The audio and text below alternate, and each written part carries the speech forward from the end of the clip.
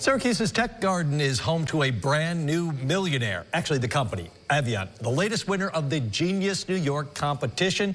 Joining us now is the CEO of the Norwegian-based company, which will be setting up in Syracuse now, Lars Erik Fogartis. Lars, congratulations and thanks for being here. Appreciate it. Thank you very much, and nice to be here. So we talked about it last night, you and I, how it feels in those moments literally almost after winning, and nobody knew. Here we are almost a day later. So the same question, you've had a chance to digest it. How does it feel to win $1 million for your company? It feels just incredible. I mean, for us as a startup, starting with no money, being 3 students, where no one believed this was possible, and now fast forward 4 years and actually getting people to say this is possible, it means so much to me and to the company. And my biggest, I was just exploding with joy telling the company yesterday. We all just screamed, laughed, and cried a little bit together. It feels amazing. True validation. You did a great job at the pitch finals last night. Thank you. Tell our viewers, what is Aviant? What is your company doing right now in Norway, and what are you going to bring here to eventually Syracuse, but the Northeast and beyond? Yeah, so at Aviant, we do autonomous last mile logistics using drones. So think DoorDash, only we use drones instead of people. And the reason this is attractive is because it's much faster. We can get the delivery down to 10 minutes.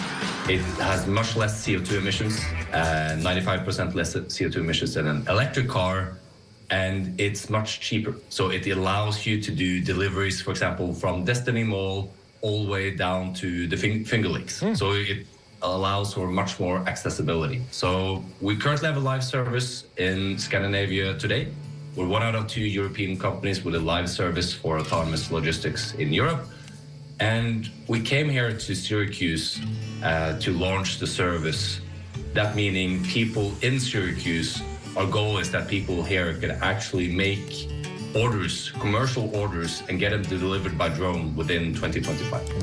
We've been dreaming of that. So I'm curious, we've talked about the $1 million, it's great, but how do you actually use it? Like why and how is it important for your company from Genius New York with New York State? So I think it's important from 2 main perspectives. First of all, it shows the commitment of Syracuse and the US for this new type of technology. And this is crucial because you cannot launch this type of technology without local support and local enthusiasm. So this is really important for directing the company when we choose, okay, are we going to continue focus on Scandinavia, we're going to choose to focus on the US. This really gives the board of directors and the company in general a clear answer that US is really excited about this technology and really wants Syracuse wants to be one of the first places to implement it in the nation. Now, secondly, obviously, it's a lot of money, so it allows us to hire more people, and especially, or specifically, it allows us to have more of an American focus in our strategy.